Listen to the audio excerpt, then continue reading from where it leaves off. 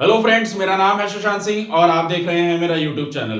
तो आज का जो टॉपिक है जिसके बारे में हम बात करेंगे वो है फैक्टर्स कंट्रोलिंग टेम्परेचर डिस्ट्रीब्यूशन, और जिसमें हम लोग लैटिट्यूड्स और एल्टीट्यूड इन दो टॉपिक्स को हम कवर अप करेंगे, और बाकी इसके बाद फिर हम अगली वीडियो में बाकी टॉपिक्स को एक एक करके कवर अप करेंगे, ठीक है ना। तो लास्ट वीडियो तक मैंने एक इंट्रोडक्शन था टेम्परेचर के बारे में, मैंने बताया था कि कैसे टेम्परेचर बढ़ता है, कैसे टेम्परेचर के फैक्टर्स वेरी करते हैं जगह जगह में, कि कहीं पे हाई एल्टीट्यूड है, कहीं पे हाई लैटिट्यूड्स है, तो टेम्परेचर में चेंजेस बदलाव देखने को मिलेंगे। यानी कि टेम्परेचर हर जगह एक जैसा नहीं देखने को मिलेगा। सनलाइट, सोलर रेडिएशन, सारी चीजें हमने अच्छे से पढ़ ली थी। ये पार्ट हमारा टेम्परेचर का है। तो टेम्परेचर कैसे वेरी करेगा, तो इस वीडियो में हम लोग इन दो लोकेशंस को समझेंगे, मतलब इन दो फैक्टर्स को अब हम लोग पढ़ेंगे, द लैटिट्यूड्स और द एल्टीट्यूड्स, ठीक है ना। इसमें मैंने कुछ फिगर्स भी बनाई हुई हैं, तो बुक में तो नहीं है, लेकिन मैंने थोड़ा अपनी तरफ से बना दिए चीजों को समझने के पॉइंट ऑफ व्यू से, ठीक है। तो पहले हम लोग लैटिट्यूड से शुरुआत करें। तो लैटिट्यूड क्या है? अब लैटिट्यूड तो पता है आपको कि जितना हायर लैटिट्यूड होगा सनरेज कम आ रही है, वहां पे टेम्परेचर कम देखने को मिलेगा। So the temperature of a place depends on the insulation received. सीधी सी बात है कि जैसे जिस हिसाब से इंसुलेशन आ रही है, सोलर रेडिएशन आ रही है, उसी के अकॉर्डिंगली टेम्परेचर देखने को मिलेगा। एक तो ये बात हो गई, साथ ही साथ दूसरी बात ये हो गई कि सीधी आ रही है या फिर स्लैंटिंग आ रही है। क्योंकि देखो, अगर ये अर्थ है हमारी, तो यहाँ पे देखो कि हमारा जो इक्वेटोरियल रीजन है, यहाँ पे हमारी क्या है, सनरेज सीधी डायरेक्ट आ रही है, और यहाँ पे हमारी स्लैंटिंग आ रही है, तो एनर्जी डिवाइड हो जाती है। सारी चीज अच्छे से हम लोगों ने जब स्टार्टिंग में हमने पढ़ना शुरू करा था, तो सोलर रेडिएशन के बारे में अच्छे से जाना था हम लोगों ने, ठीक है ना।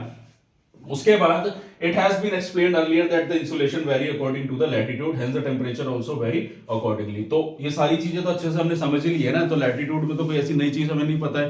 पता है कि भाई जितना जितना लैटिट्यूड अपर लैटिट्यूड पर जाएंगे उतना ज्यादा हमारा यहाँ पे क्या होगा कि टेम्परेचर कम होता जाएगा। तो बेसिकली देखो, अब यहाँ पे एक जो समझने वाली चीज है वो ये है कि देखो, ये लैटिट्यूड और ये एल्टीट्यूड हम पढ़ रहे हैं साथ में। तो जैसे अगर मान लो ये लैंड सरफेस है, तो ये लैंड सरफेस है, तो हमारा ये अगर मान लो इक्वेटर है, तो ये हमारा फिर आगे या इधर इधर हमारा पोल रीजन आ जाएगा। तो हम लोग लैंड सरफेस में लैटिट्यूड्स होते हैं हमारे, ठीक है ना। फिर इसी लैंड सरफेस से जब हम ऊपर की तरफ बढ़ेंगे तो वो हमारा होता है एल्टीट्यूड। अब हम पढ़ेंगे एल्टीट्यूड के बारे में। तो लैटिट्यूड में तो कुछ ऐसा नहीं है, ये तो आप अच्छे से समझ गए होंगे, ठीक है ना।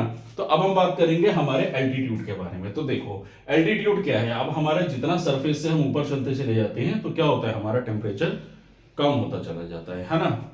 लेकिन यहाँ पे इंटरेस्टिंग बात ये है जानने वाली कि मतलब क्यों ऐसा होता, क्यों है, ये सवाल कई बार कई बच्चों के मन में आता रहता है, ठीक। तो हम लोगों ने एक एटमॉस्फेयर वाला चैप्टर पढ़ा था, उसमें हमने डिटेल में पढ़ा था लास्ट चैप्टर में कि एटमॉस्फेयर में कितनी सारी लेयर्स होती हैं। टेम्परेचर कहाँ पे ज्यादा होगा, जहां पे टेम्परेचर यानी कि जो सनरेज होंगी उनको एब्जॉर्ब किया जाएगा, वहीं पे टेम्परेचर होगा। इसको आप ऐसे समझो कि देखो, जैसे अर्थ सरफेस है, लैंड है, तो लैंड पे टेम्परेचर क्यों ज्यादा है, क्योंकि वहां पे सनरेज आ रही है। तो क्या हो रहा है, वो जो सरफेस एरिया है हमारी, जो लिथोस्फेरिक लैंड है, कुछ भी कह लो, वो हो गई, या फिर वहां पे काफी सारे पार्टिकल्स हैं जो एटमॉस्फेयर है, उसमें वो क्या कर रहे हैं, वो एब्जॉर्ब कर रहे हैं उन चीजों को। जैसे हम लोगों ने क्या पढ़ा था, कार्बन के बारे में पढ़ा था ना, कि जो कार्बन होते हैं या वाटर वेपर होते हैं, जो डस्ट पार्टिकल्स होते हैं, ये क्या करते हैं, इनका काम क्या होता है, एटमॉस्फेयर में ये गर्मी को एब्जॉर्ब करके रखते हैं, जिससे टेम्परेचर का एक वातावरण ये मेंटेन रहता है। प्लस लैंड सरफेस हो गया, वो भी एब्जॉर्ब करके रखता है ना। लेकिन अगर अब हम बात करें हायर एल्टीट्यूड की, कि वहां जाते जाते टेम्परेचर कम क्यों हो जाता है, कारण भी तो हमें पता होना चाहिए ना। तो देखो, इसको अगर मैं बात करूं, तो देखो आप यहाँ पे देख रहे हो, जैसे कि मैंने बनाया, ये बेसिकली हमारे डस्ट पार्टिकल्स और सारे जो एटमॉस्फेयर के जितने भी पार्टिकल्स होते हैं उसको डिफाइन करा है मैंने। तो ये लैंड सरफेस एरिया, यहाँ देखो, यहाँ पे एकदम डेंस है, बहुत ही ज्यादा डेंस पार्टिकल्स है। तो हम लोगों ने पढ़ा था ना लास्ट चैप्टर में कि जितना ऊपर चलते चले जाएंगे तो पार्टिकल्स जो है कम होते चले जाते हैं, है ना।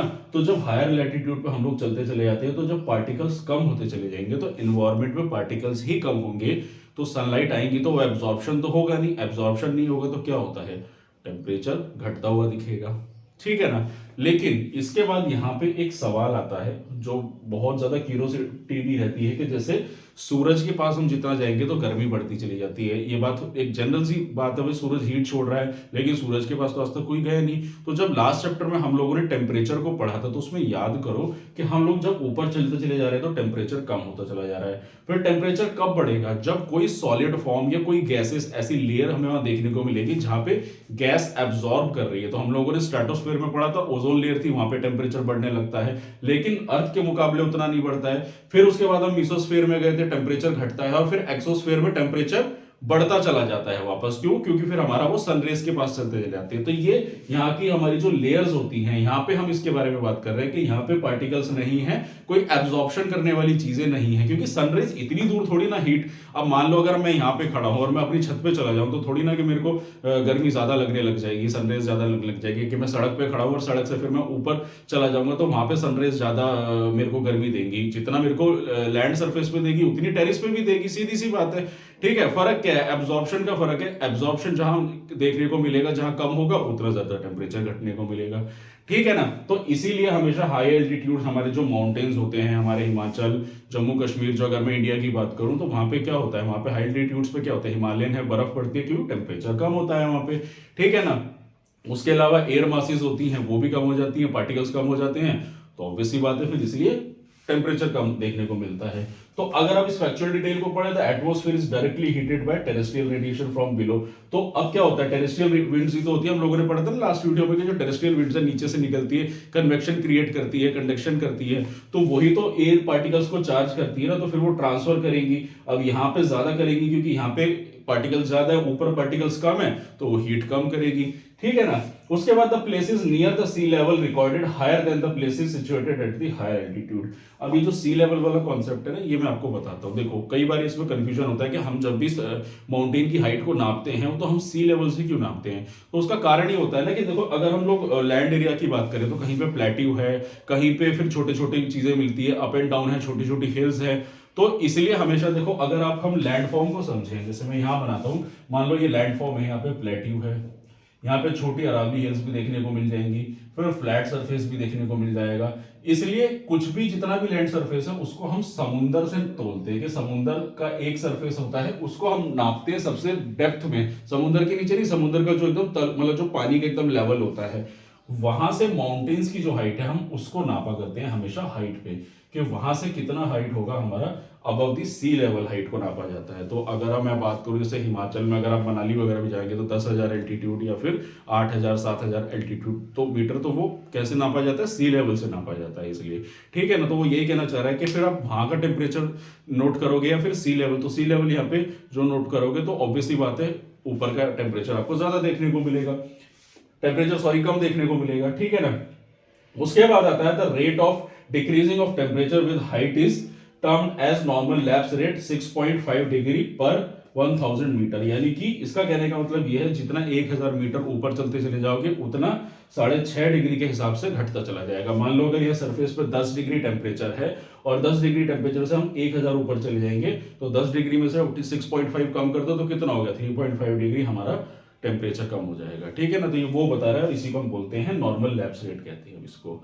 ठीक है ना? तो ये बताया था मैंने आप लोगों को किसके, एल्टीट्यूड के बारे में। तो आई होप आपको चीजें अच्छे से समझ में आ गई होगी। तो मैंने इस टॉपिक में दो चीजों को कवर करा। एक मैंने कवर करा लैटिट्यूड्स को, यानी कि लैटिट्यूड्स वेरी करते हैं हमारे किसके अकॉर्डिंगली, जितने हायर लैटिट्यूड्स होंगे उतना ज्यादा गर्मी कम पड़ेगी, टेम्परेचर कम देखने को मिलेगा। और जो इक्वेटोरियल रीजन है वहां पे टेम्परेचर ज्यादा देखने को मिलेगा। और एल्टीट्यूड में हमने क्या पढ़ा कि सरफेस एरिया में टेम्परेचर ज्यादा होता है, जैसे जैसे हाइट पे चलते चले जाएंगे तो टेम्परेचर कम होता चला जाएगा।